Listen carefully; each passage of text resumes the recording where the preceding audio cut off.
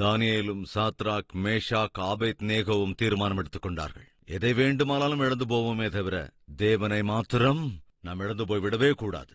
எதை வேண்டுமானாலும் விட்டுவிடலாம், ஆனால் பரிசுத்தத்தை மாத்திரம் விட்டுவிடவே கூடாது. 4 பேரும் சேர்ந்து தீர்மானம் எடுத்தார்கள். என்னவென்று? நாம் பரிசுத்தமாக வாழ வேண்டும். பரிசுத்தமற்றவைகள் எதுவுமே கூட நம்முடைய வாழ்க்கைக்குள் வராதபடி நாம் காத்துக்கொள்வோம். எவ்வளவு அற்புதமான தீர்மானம்! வாசிக்கலாம். 1வது அதிகாரம் 14வது வசனம். அதற்கு முன்பே தானியேல் விண்ணப்பம் பண்ணியிருந்தான். ஐயா, நீங்கள் எல்லாருக்கும் என்ன ஆகாரத்தை வேண்டுமானாலும் கொடுங்கள், எங்களுக்கு மாத்திரம் மரக்கறி போதும் என்றான். ஐயா, அது கொடுத்தா உங்க முகம்லாம் வாடி போய் விடுமே, ராஜா மிகவும் கோபப்படுவாரே, என்னுடைய வேலை போய்விடுமே என்ற போது, ஐயா, அப்படியெல்லாம் எதுவும் நடக்காது. உண்மையாய் நீதியாய் உத்தமமாய் நடக்கிறவர்களை உயர்த்துகிற தேவன் எங்கள் தேவன். அவர் கட்டாயம் எங்களை கைவிட மாட்டார். சரி, அவர்களை காட்டிலும் உங்கள் முகம் நன்றாக இருக்கும் என்று நீங்கள் சொன்னால் சரி, நீங்கள் எப்படியோ செய்யுங்கள். என்ன நடந்தது? தானியேல் 1:14. அவன் இந்த காரியத்திலே அவர்களுக்கு செவி கொடுத்து 10 நாள் அளவும் அவர்களை சோதித்து பார்த்தான். 10 நாள் சென்ற பின்பு ராஜபோஜனத்தை புசித்த எல்லா வாலிபர்களை பார்க்கிலும் அவர்கள் முகம் களையுள்ளதாயும் சரீரம் புஷ்டியுள்ளதாயும் காணப்பட்டது. சகோதர சகோதரிகளே, இந்த உலகத்திலே உன்னுடைய உருவம் மற்றவர்களை கவர்கிறதாக இல்லாமல் இருக்கலாம், ஆனால் பரிசுத்தமான வாழ்க்கை வாழ்கிறவர்களின் முகம் என் தேவனுக்கு முன்பாக மிகுந்த அழகுள்ளதாக காணப்படும் என்ற விஷயத்தை மறந்துவிடக்கூடாது. மனிதர்களுக்கு முன்பாக அழகாக அலங்காரமாக இருக்க வேண்டும், காணப்பட வேண்டும் என்பதை விட உன்னை உயிருக்குயிரா நேசித்து தம் உயிரியை கொடுத்த தேவனுக்கு முன்பாக அழகாக காணப்பட வேண்டும் என்றால் பரிசுத்தமாக வாழ வேண்டும். என்ன நடந்தது? பிளேட்டா காலி பண்ணிக்கிட்டு இருந்த அந்த வாலிபர்களை காட்டிலும் பரிசுத்தமாக வாழ வேண்டும் என்ற ஆசையோடு வெஜிடேரியன் உணவுகளையே சாப்பிட்ட தானியேலும் மற்றவர்களின் முகம் எப்படி இருந்ததாம்? களையோடும் புஷ்டியோடும் இருந்ததாம். அன்பு சகோதர சகோதரிகளே, நம்மை சுற்றி இருக்கிறவர்கள் அக்கிரமமாக சம்பாதிக்கிற போது, அக்கிரமமாக வாழ்கிற போது, அநியாயமாக ஆஸ்தி அந்தஸ்தை அபகரித்து சேர்க்கிற போது, நீதியாய் வாழ வேண்டும், உத்தமமாய் வாழ வேண்டும் என்று நீ முயற்சி செய்கின்ற போது, அவர்களைப் போல ஒருவேளை நீ கார் வாங்க முடியாமல் போகலாம், பங்களாவை வாங்க முடியாமல் போகலாம், சுகபோக வாழ்க்கை வாழ முடியாமல் இருக்கலாம். ஆனால் ஒன்று மாத்திரம் உண்மை, உன்னிடம் இருப்பவைகள் கொஞ்சமாக இருந்தாலும் அதிலே மிகுந்த திருப்தியாக நீ வாழ முடியும். ஆனந்தமான வாழ்க்கை வாழ்வாய், ஆரோக்கியமான வாழ்க்கையை வாழ்வாய், ஆவிக்குரிய வாழ்க்கை வாழும் போது. எனவே உன்னை சுற்றி இருக்கிறவங்கிட்ட எப்போதும் ஒப்பிட்டுக் கொள்ளாத. அவங்க எவ்வளவு அற்புதமா சம்பாதிக்கிறாங்க, நானும் அவனும் ஒரே டைம்ல தான் வேலைக்கு ஜாயின் பண்ணோம், ஆனா இன்னைக்கு நான் ஒரு ஸ்கூட்டர் கூட வாங்க முடியாம இருக்கிறேன். ஆனால் அவரோ கார் வாங்கிட்டாரு. எப்படிங்க கார் வாங்கினாரு? லஞ்சத்து மேல லஞ்சம் வாங்கினால கார் வாங்கியிருக்காரு. நீ சம்பளத்தை மாத்திரம் வைத்து உன் குடும்பத்தை போஷித்துக் கொண்டிருக்கிறாய்.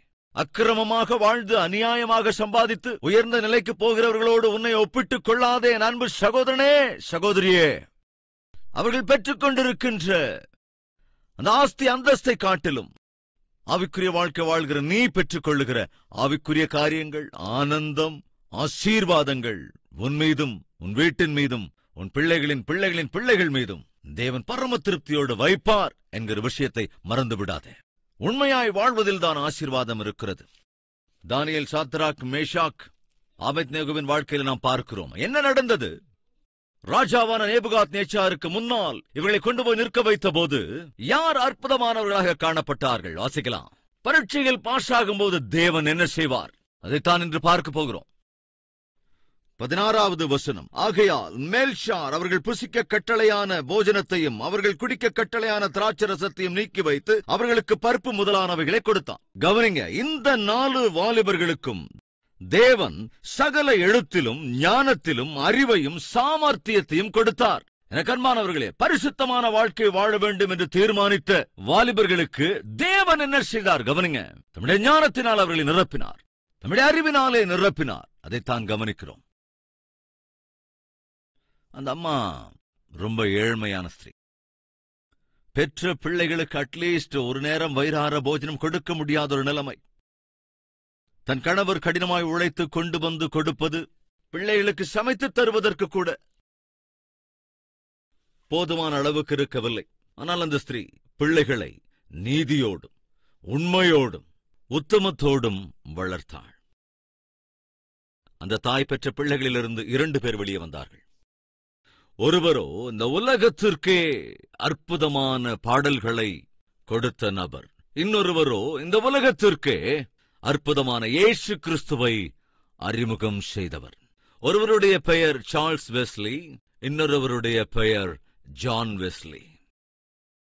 இந்த இருவரையுமே கூட உலகத்திற்கு கொடுத்தது யார் தெரியுமா? கோட்டீஸ்வரியாக இருந்த ஒரு தாய் அல்ல, ஜெப வீராங்கனையாக இருந்த ஒரு ஏழை தாய் தன்னுடைய குமாரர்களை இந்த உலகத்திற்கு ஒரு அற்புதமான வெகுமதிகளாக தேவனுடைய ஊழியக்காரர்களாக கொடுத்தாள். அன்பு சகோதர சகோதரிகளே, அவர்கள் இருவருமே உலகத்திற்கு பெரிய ஆசீர்வாதமாயிருந்தார்கள். காரணம் என்ன? தாயின் ஆவிக்குரிய வாழ்க்கை.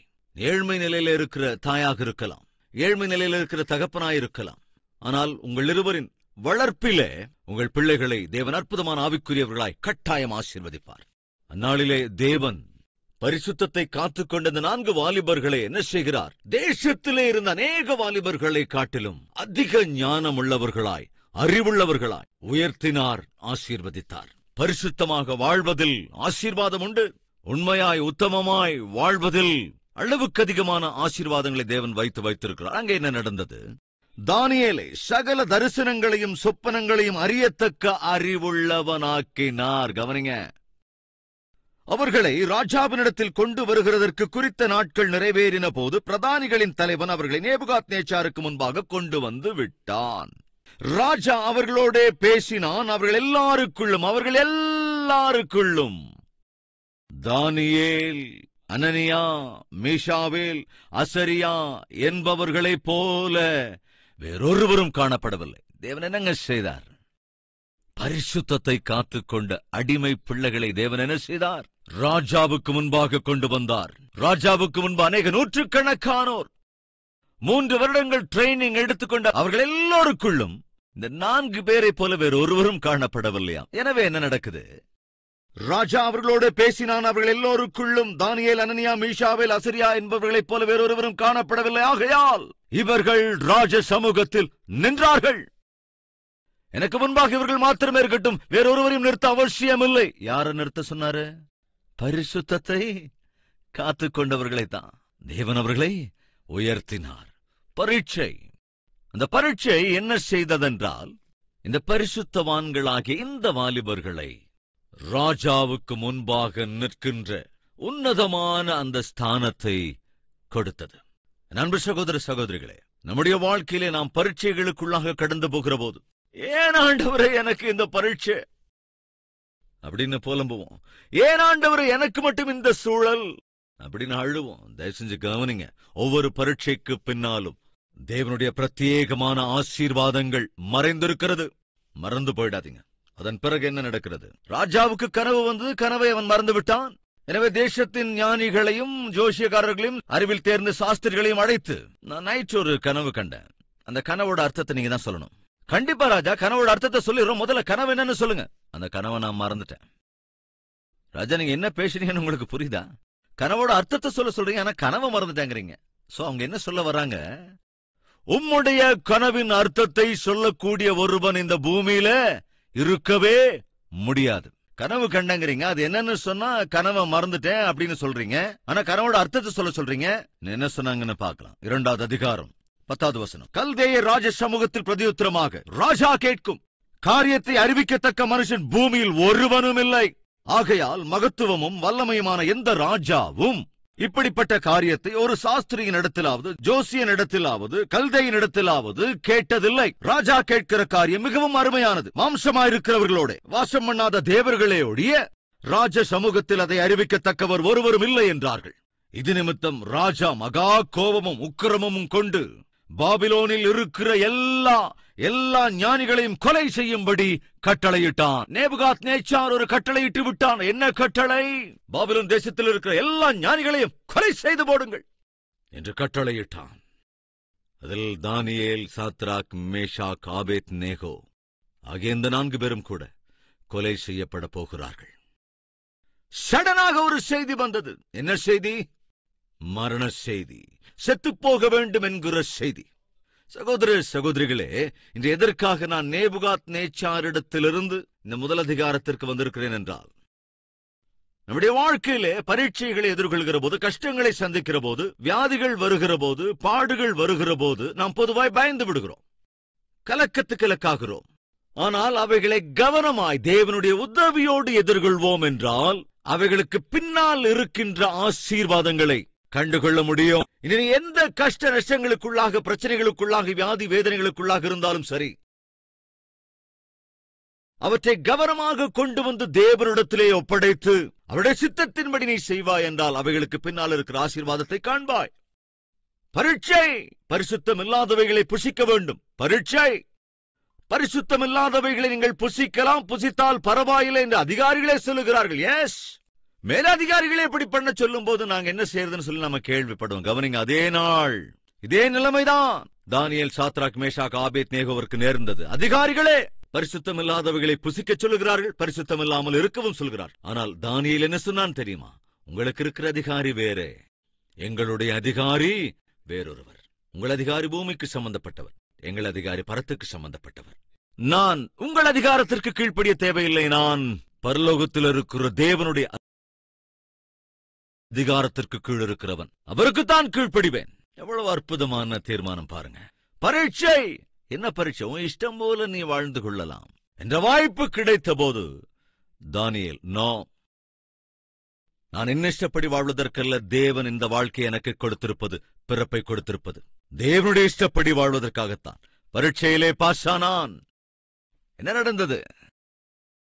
ராஜாவுக்கு முன்பு நிற்கிற இந்த 4 பேருமே ராஜாவுடைய பேலஸ்ல ராஜாவுக்கு உதவுகிற ஸ்தானத்தை பெற்றுக் கொண்டார்கள். பரீட்சையிலே பாஸ் ஆனார்கள். கவனிங்க, எல்லோரும் நேர்த்தியாக மட்டன் கறி, சிக்கன் கறி, பிஷ் கறி, பீஃப் கறி, அந்த கறி இந்த கறின்னு விட்டு அடிச்சு வெளுத்துக்கிட்டு இருக்கும்போது, அதுவே நீங்க பக்கத்துல இருந்து பருப்பு, ரசம், வேற தயிர், மோர், பாவக்காய் பொரியல் சாப்பிட முடியுமாங்க? என்ன ஆண்டவரே, இப்படி வாயை கட்டி வச்சிட்டீங்க. தேவன் எதை கட்டிட்டாரங்க? வாயை கட்டிட்டாரா? அப்படியாங்க? அவங்க எல்லோருமே விழுந்து விழுந்து சாப்பிடுறாங்க. கமகமக்கிற உணவு, அறுசுவை உணவு சாப்பிட்டு இருக்கும்போது இவங்க அந்த பொரியல் கூட்டுன்னு போட்டுக்கிட்டு ருசியும் எதுவும் இல்லாத அந்த போஜனத்தை சாப்பிடுறது கஷ்டமா இல்லையாங்க? உண்மையிலே கஷ்டம்தான். பரிசுத்தமான வாழ்க்கை வாழ்வது என்பது அவ்வளவு சுலபம் அல்ல. நீதியாக வாழ்வது, நீதிக்கு புறம்பான மனுஷர்களுக்கு மத்தியில், நீதியற்ற ஒரு சமுதாயத்துல நீதியான வாழ்க்கை வாழ்வது அவ்வளவு சுலபம் அல்ல. சகோதரனே, சகோதரியே, அது கஷ்டம்தான்.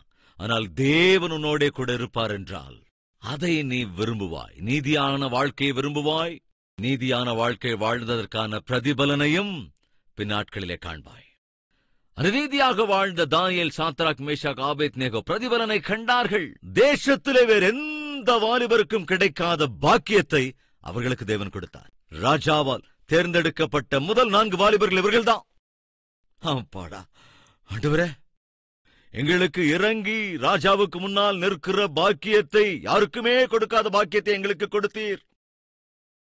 ஆண்டவரே, நீர் நம்பிக்கைக்குரிய தேவன் என்று சந்தோஷப்படுகிற நேரத்துல வேக வேகமா ஓடி வந்து ஒருத்தர் சொன்னாரு, உங்களுக்கு ஒரு விஷயம் தெரியுமா? என்ன விஷயம்? ராஜா கட்டளை இட்டு இருக்காரு. என்னன்னு? உங்களை கொலை செய்யணும்னு. எங்களை கொலை செய்ய ராஜா கட்டளை இட்டு இருக்காரு. என்ன விஷயம்?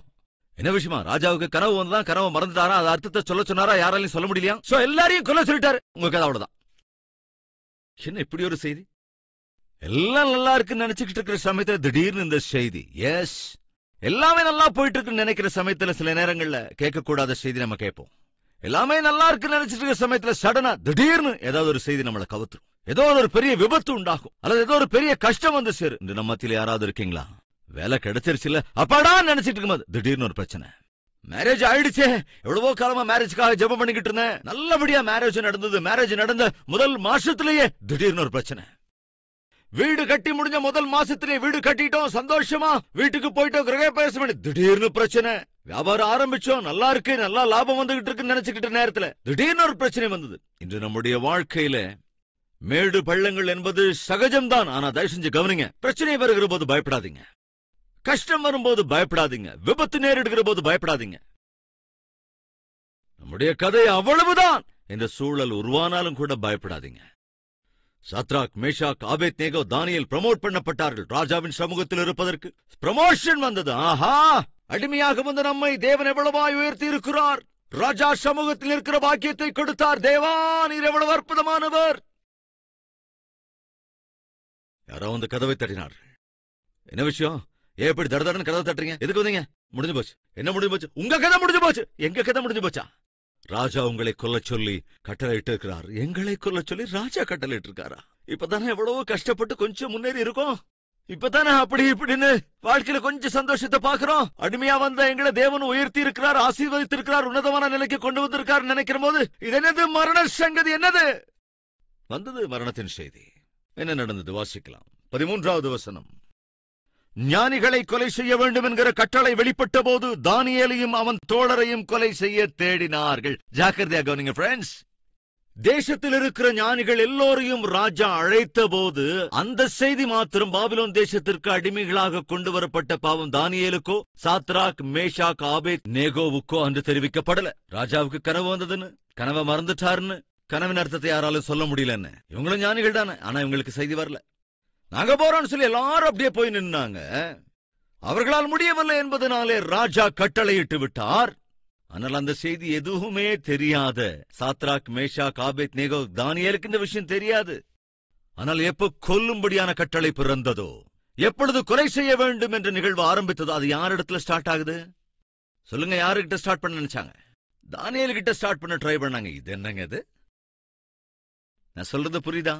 நம்ம வாழ்க்கையில சில நேரங்கள்ல நமக்கு கூட தோணும், எங்க வீதியிலேயே எனக்கு இருக்கிற கஷ்டம் வேற யாருக்கும் கிடையாது, எங்க இருக்கிற அபார்ட்மெண்ட்ல எல்லா கஷ்டங்களும் எங்களுக்கு மட்டும்தான். அப்படியாங்க? சில சமயங்கள் அப்படித்தான். எவ்வளவு ஆவிக்குரியபடி வாழ்ந்தாலும், பரிசுத்தமா வாழ்ந்தாலும், அல்லது ரொம்ப பயபக்தியோட வாழ்ந்தா கூட அது என்னமோ கஷ்டங்கள் வந்து அது உங்ககிட்ட தான் ஆரம்பிக்குது. வேலை ஸ்தலத்துல ரொம்ப நம்பிக்கையோட வேலை செய்யறான், ஆனா வேலையை தூக்குறதற்கான ஒரு நிலைமை வரும்போது முதல்ல அதுல உன் பேர் தான் இருக்குது. இது என்ன ஆண்டவரே, முதல்ல என் பேர் வருது? ஒருவேளை கொரோனா வருதுன்னு வச்சுக்கலாம், அந்த அபார்ட்மெண்ட்ல சில சமயங்கள்ல முதல்ல உனக்கு தான். இது என்ன ஆண்டவரே, முதல்ல கொரோனா எனக்கு வந்திருக்கு, ஆக்சுவலா எனக்கு தானே கடைசியா வரணும், எனக்கு தான் முதல்ல வருது, என்னது? அநேகர் நம்மை பார்த்து கேள்வி எழுப்புவாங்க, ஐயோ உனக்கு கொரோனா வந்துச்சு, ஏன் வரக்கூடாதா? அந்த சிரமம் வந்தபோது, கஷ்டம் வந்தபோது யாரிடத்துல ஸ்டார்ட் ஆச்சு கவனிங்க. அவர்கள் யாரிடத்துல ஆரம்பிக்கிறாங்க கவனிங்க. பார்க்கலாம் என்ன இருக்குன்னு. மீண்டும் ஒரு முறை கூட வசனத்தை வாசிக்கலாம். ஞானிகளை கொலை செய்ய வேண்டும் என்கிற கட்டளை வெளிப்பட்ட போது தானியேலையும் அவன் தோழரையும் கொலை செய்ய தேடினார்கள். இவங்களைத்தான் கொலை செய்ய தேடினாங்களாம். அப்ப என்ன நடக்குது? பாபிலோனின் ஞானிகளை கொலை செய்ய புறப்பட்ட ராஜாவினுடைய தலையாரிகளுக்கு அதிபதியாகிய ஆரியோகோடே தானியேல் யோசனையும் புத்தியுமாய் பேசி, இந்த கட்டளை ராஜாவினால் இத்தனை அவசரமாய் பிறந்ததற்கு காரணம் என்ன என்று ராஜாவின் சேர்வைக்காரனாகிய ஆரியோகினிடத்தில் கேட்டான். அப்பொழுது ஆரியோகு தானியேலுக்கு காரியத்தை அறிவித்தான். தயவு செஞ்சு கவனிங்க. ராஜாவுக்கு கனவு வந்த செய்தி தேசத்தில் ஞானிகள் எல்லோருக்கும் தெரியும், ஆனால் தானியேலுக்கோ சாத்ராக் மேஷாக் ஆபேத் நேகோவுக்கோ தெரிவிக்கப்படலை. காரணம், அந்த பொடி பசங்க என்ன செய்ய போறாங்க? இங்கும் கூட சில சந்தர்ப்பங்களிலே கிறிஸ்துவை விசுவாசிப்பதற்கும், கிறிஸ்துவை பின்பற்றுவதற்கும், கிறிஸ்துவை நம்பிக்கொண்டிருப்பதற்கும் கேவலமாக பேசுவார்கள், மிகவும் இகழ்வாக பேசுவார்கள், ஒதுக்கி வைக்க கூட முயற்சி செய்வார்கள். ஆனால் அன்பு சகோதர சகோதரிகளை தயவு செஞ்சு கவனிங்க. உனக்குள் தேவன் இருப்பார் என்றால் அந்த தேவனே எல்லோருக்கும் மத்தியில் உனக்கு கொடுக்க வேண்டிய அடையாளத்தை அருளிச் செய்வார். அதில் எந்த விதமான சந்தேகமும் இல்லை. என்னாச்சு ஆரியோகு, ஏன் எல்லோரையும் கொல்ல வேண்டும் என்று வருகிறீர்கள் நீங்கள்? ஏன் உனக்கு தெரியாதா? எனக்கு எந்த விஷயமும் தெரியாது. ராஜாவுக்கு கனவு வந்துச்சு, ராஜா அந்த கனவை மறந்துட்டாரு, அந்த அர்த்தத்தை சொல்ல சொன்னாரு, யாராலையும் சொல்ல முடியல, ஞானிகள் எல்லாரையும் கொல்ல சொல்லிட்டாரு. அப்படின்னா பார்க்கலாம் வேகமா. தானியேல் ராஜாவினிடத்தில் போய் சொப்பனத்தின் அர்த்தத்தை ராஜாவுக்கு காண்பிக்கும்படிக்கு தனக்கு தவணை கொடுக்க விண்ணப்பம் பண்ணினான். தைரியமா விண்ணப்பம் பண்றான். ராஜா, உண்மையா ராஜா, நீங்க கனவு கண்டீங்களா? கனவை நீங்க மறந்துட்டீங்களா? ஆனா அர்த்தத்தை சொல்ல சொன்னீங்களா? ஆமா. இந்த கழுத ஒருத்தனை பதில் சொல்லல. ஒரு நிமிஷம் ராஜா, கொஞ்சம் டைம் கொடுத்தீங்க, என்ன செஞ்சிருவ? நான் சேவிக்கிற தேவன் சர்வ வல்லமையுள்ள தேவன்.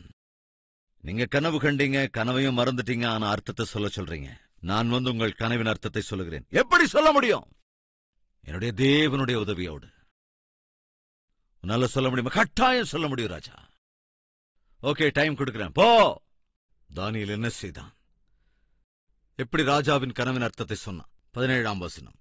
பின்பு தானியேல் தன் வீட்டுக்கு போய் தானும் தன் தோழரும் பாபிலோனின் மற்ற ஞானிகளோடே கூட அழியாதபடிக்கு இந்த மறைபொருளை குறித்து பரலோகத்தின் தேவனை நோக்கி இரக்கம் கேட்கிறதற்காக அனனியா, மீஷாவேல், அசரியா என்னும் தன்னுடைய தோழருக்கு இந்த காரியத்தை அறிவித்தான். பின்பு ராக்காலத்தில் தரிசனத்திலே தானியேலுக்கு மறைபொருள் வெளிப்படுத்தப்பட்டது. அப்பொழுது தானியேல் பரலோகத்தின் தேவனை ஸ்தோத்தரித்தான். கவனிங்க, தரிசனத்திலே தானியேலுக்கு மறைபொருள் வெளிப்படுத்தப்பட்டது. அப்பொழுது தானியேல் பரலோகத்தின் தேவனை ஸ்தோத்தரித்தான். மரண செய்தி வந்தது. செத்து போக வேண்டிய ஒரு சூழ்நிலை உருவானது. ஆனால் அந்த மரணத்திற்கு பின்னால் தேவனுடைய பிள்ளைகளான தானியேல், சாத்ராக், மேஷாக், ஆபேத் நேகோ ஆகியோருக்கு பின் தேவனுடைய கரம் துணையாக நின்றது. மரணம் அவர்களுக்கு பயத்தை உண்டாக்கியது. மரணம் அவர்களுக்கு கலக்கத்தை கொண்டு வந்தது. ஆனால் அவர்கள் என்ன செய்தார்கள்? அந்த மரண கட்டளையை கொண்டு வந்து தேவ சந்நிதியிலே அர்ப்பணித்து, ஆண்டவரே, எங்களை கொல்ல போறீங்களா? இல்ல ராஜாவோட கனவுக்கான அர்த்தத்தை எங்களுக்கு சொல்லி தருவீங்களா? கனவின் அர்த்தத்தை சொல்கிறேன். ஏனென்றால் உங்களை வதைப்பதை விட, மரணத்திற்கு ஒப்புக் கொடுப்பதை விட கனவின் அர்த்தத்தை சொல்லுவதுதான் எனக்கு சுலபம். தேவன் உன்னை காரணமில்லாமல் சிட்சிக்கிற வேலையே கிடையாதுங்க. நான் அறிவிக்கிற என் தேவன் உன்னை சிட்சிப்பதற்கோ அல்லது உன்னை பாடுபடுத்துவதற்கோ அல்லது உன்னை கஷ்டப்படுத்துவதற்கோ ஒரு நாளும் ஆசைப்படுகிற தேவன் அல்லவே அல்ல. ஆனால் என்ன நடந்ததென்றால், தேவன் தம்முடைய பிள்ளைகளை உயர்த்துகிற அந்த காரியத்திலே கனவை நேபுகாத்நேச்சாருக்கு கொடுத்தார். மரண விதியை எழுதும்படி செய்தார். என்ன நடந்தது? தேவன் நிரூபிக்கிறார், பாபிலோன் தேசத்தில் எத்தனை ஞானிகள் இருந்தாலும் கூட அவர்கள் எல்லோருமே என் பிள்ளைகளுக்கு முன்பாக ஈடு கிடையாது என்பதை நிரூபித்தார். ஞானிகள் எல்லோருமே கூட என் பிள்ளைகளுக்கு முன்னால் நிற்கக்கூடிய யோக்கியமுடையவர்கள் அல்ல. என்ன நடந்தது?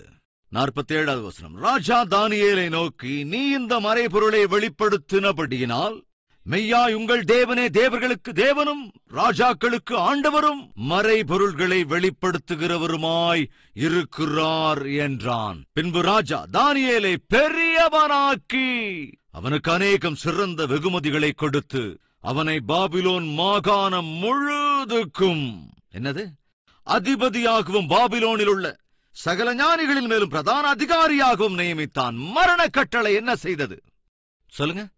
கொன்னுடுச்சா? இல்லங்க. என்ன செய்தது? உயர்த்தியது. தான் உயர்த்தப்பட்ட போது தானியேல் என்ன செய்தான்? தானியேல் ராஜாவை வேண்டிக் கொண்டதின் பேரில் அவன் சாத்ராக்கையும் மேஷாக்கையும் ஆபேத் நேகோவையும் பாபிலோன் மாகாணத்து காரியங்களை விசாரிக்கும்படி வைத்தான். தானியேலோவென்றால் ராஜாவின் கொலு மண்டபத்தில் இருந்தான். மரண கட்டளை கொலை செய்து விடும் போல தோன்றியதானால் அதற்கு பின்னால் தேவன் எதை வைத்திருந்தார்? உன்னதமான ஆசீர்வாதங்களை வைத்திருந்தார்.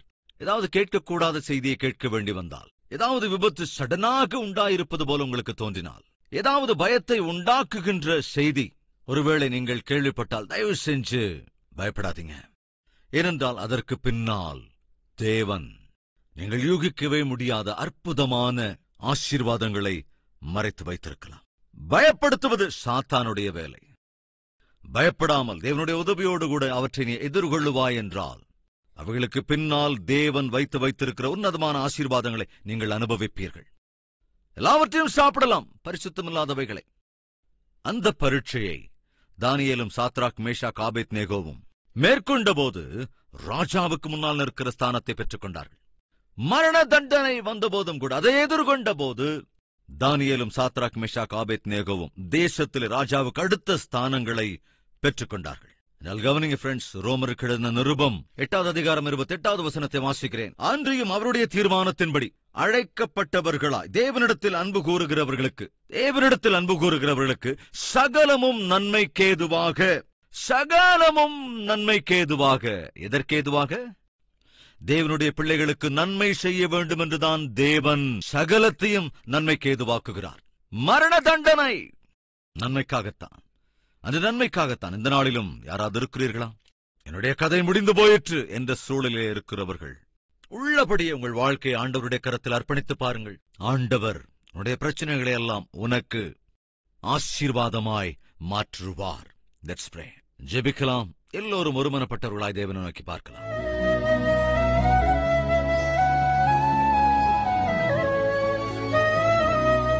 அன்பின் பிதாவே, பரிசுத்தரே, தெளிவாய் திட்டவட்டமாய் இன்றும் எங்களோடு பேசி இருக்கிறீர். உம்முடைய பிள்ளைகளாகிய எங்களுடைய வாழ்க்கையில சகலமும் எங்களுக்கு நன்மைக்கேதுவாக, உம்முடைய மகிமைக்கேதுவாக இருக்கும்படியாக எல்லாவற்றையும் நீர் ஏற்பாடு செய்திருக்கிறீர். ஆரம்பத்தில் அது எங்களுக்கு கேடாக தெரியலாம், தீங்காக தோன்றலாம், நஷ்டமாக, பாடாக, வியாதியாக தோன்றலாம். ஆனால் அவற்றையெல்லாம் உம்முடைய கரத்தில் அர்ப்பணித்து அவைகளுக்கு பின்னால் நீர் வைத்திருக்கிற அதிகப்படியான ஆசீர்வாதங்களை நாங்கள் கட்டாயம் பார்ப்போம். என்ற நாளுக்காக காத்துக் கொண்டிருக்கிற ஒவ்வொருவரையும் ஆசீர்வதிக்க வேண்டும் என்று இயேசு கிறிஸ்துவின் நாமத்தில் வேண்டிக் கொள்கிறோம் பிதாவே.